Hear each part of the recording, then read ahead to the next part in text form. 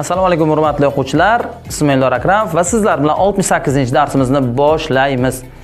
Demak, mavzu musbat va manfiy sonlarni ko'paytirish va bo'lish. Bunda o'quvchilar qo'shish va ayirishdan farqli ravishda sonlarni, manfiy sonlarni, aniqroq aytganda, qarz sifatida tasavvur qilish shart emas. Ya'ni -5 bo'ladigan bo'lsa, uni qarz deb tasavvur qilib o'tirish shart emas va bu ko'paytirish, musbat manfiy sonlarni ko'paytirish va bo'lish qo'shish ayirishga nisbatan osonroq desak ham bo'ladi. Bunaqa holatda har ikkita manfiy son ko'paytirilganda plyusga aylanib ketadi. Yana qaytaraman. Har ikkita manfiy son plyusga aylanib ketadi. Tasavvur qiling, 7 ta manfiy sonni ko'paytiryapman. Bir nechta, demak 7 ta manfiy sonni o'zaro ko'paytiryapman. Bunaqa holatda ishora eng muhim narsa hisoblanadi. Ishorada xato qilmasangiz, qolgan jihatlari juda oson. 7 ta manfiy sonni ko'paytirganda javob ham manfiy son chiqadi. Nima sababdan? Chunki har ikkita manfiy son plyusga aylansa, ikkitasi o'zaro plyus bo'lsa, yana ikkitasi o'zaro plyus bo'ladigan bo'lsa, keyingi ikkitasi ham plyus bo'ladigan bo'lsa, tog' bo'lganligi sababli bitta minus ortib qolyapti va shu sababli javob ham minuslik chiqadi. Yoki 3 ta manfiy sonni ko'paytirsak nima bo'ladi? Ikkitasi plyus bo'lib ketsa, bitta manfiy qolganligi uchun javob minuslik chiqar ekan.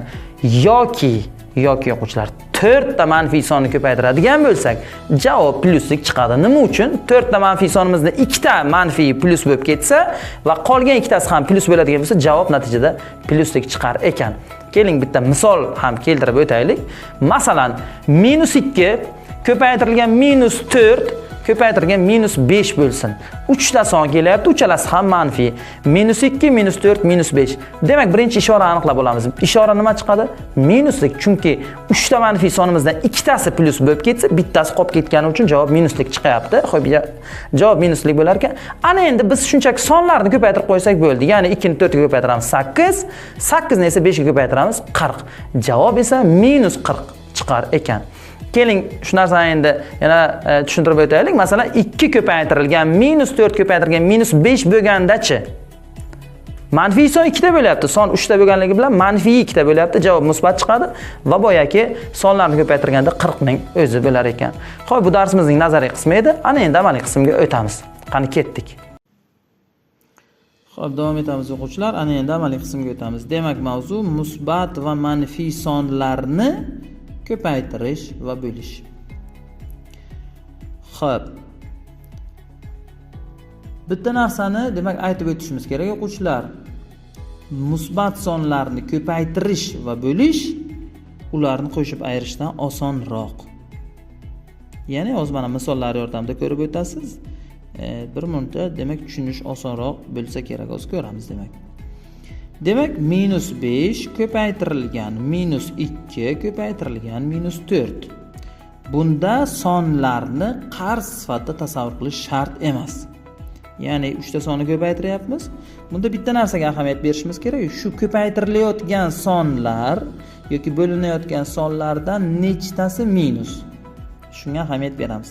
Va esingizdan chiqmasa, har doim ko'paytirganda va bo'lganda 2 ta minus plyusga aylanib ketadi. 2 ta minus plyusga aylanib ketadi. Va ko'rib turibsiz, bu yerda sonlar, manfiy sonlar 3 ta. -5 minuslik, manfiy son, -2 ham manfiy son va -4 ham manfiy son. Bularni ko'paytiryapman. Va natija qanday ishorali bo'ladi desa, minuslik bo'ladi. Chunki manfiy sonlar tog' marta kelgan, ya'ni 3 marta kelgan. Deylik 7 marta kelsa ham, 7 ta manfiy son kelganda ham ikkitasi plyus bo'lib ketsa, yana ikkitasi plyus bo'lib ketsa, yana ikkitasi plyus bo'lib ketsa, bitta ortiqcha manfiy son qolganini hisobiga javob manfiy son chiqadi. Bunda ham tasavvur qilaylik, -5 bilan -2 ni ko'paytirganda musbatga aylanib ketdi, plyusga aylanib ketdi desam, -4 qolib ketyapti. Buning ishorasi minus qolib ketganini hisobiga javob ham minuslik chiqadi. Demak, manfiy sonlar 3 ta bo'lsa, demak javob minuslik chiqar ekan. Deylik 5 ta bo'lganda ham minuslik chiqadi. Nima uchun?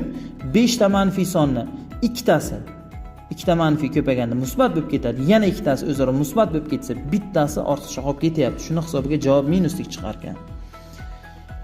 Va eng asosiysi bu yerda ishora hisoblanadi. Chunki sonni ko'paytirganda baribir bir xil natija chiqaveradi. Ishora minusmi yoki plyusmi, shunisiga ahamiyat berishimiz kerak. Demak, mana bu ikkita sonni ko'paytirganda musbat bo'lib ketdi debsam, ikkita manfiy son, mana buni minus qolib ketyapti-da. Tushunarli-a?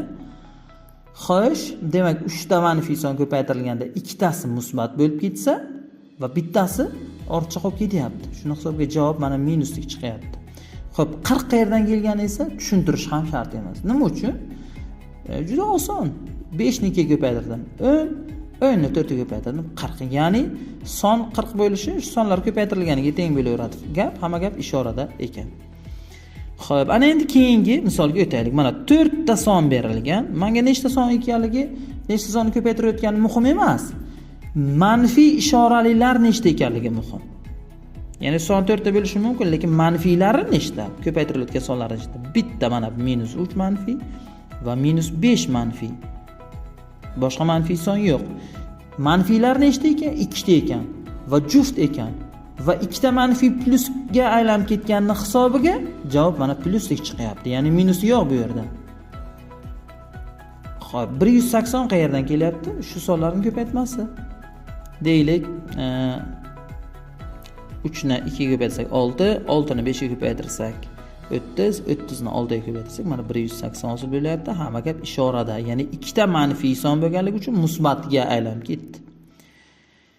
Xo'sh, ana endi navbatdagi misollarga o'tamiz. Xo'p, navbatdagi misolimiz. Mana ko'rib turibsiz, -6 ko'paytirilgan, 2 ko'paytirilgan, -4 ko'paytirilgan, -5 berilgan. Ya'ni sonning nechta ekanligi muhim emas, manfiylar nechta. -6 manfiy son, -4 manfiy son, -5 manfiy son. 3 ta manfiy son bor va javob minuslik chiqadi. Nima sababdan? Chunki har ikkitasi, deylik, keling mana bu ikkalasi musbatga aylanib ketdi, ikkita manfiy son plusga aylanib ketdi degan taqdirda bitta minus qolib ketyapti.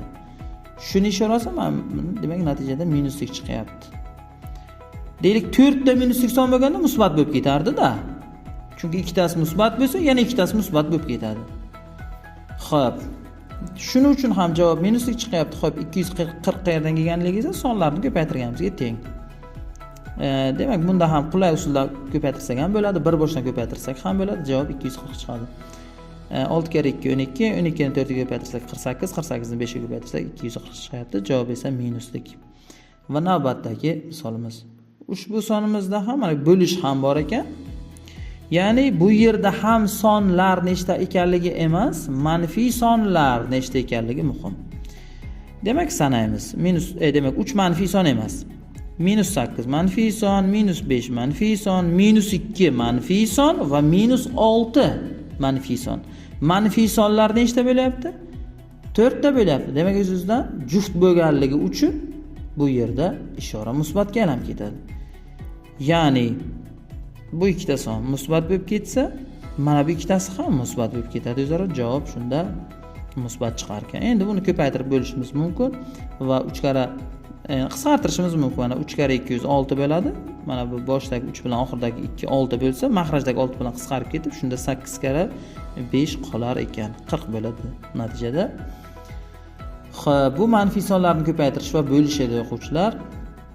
Va bu darsimizning oxiri edi. Birinchi navbatda darsimizni kamida 10 marotaba ko'rishingizni maslahat beraman. Shunda ham qanaqadir savollar bo'ladigan bo'lsa, ushbu raqamga Telegram orqali savollaringizni yo'llashingiz mumkin va men barcha savollaringizga javob berishga harakat qilib ko'raman. Siz bilan Eldor Akramov va Buxoro matematika maktabi bo'ldi. Keyingi darslarda ko'rishguncha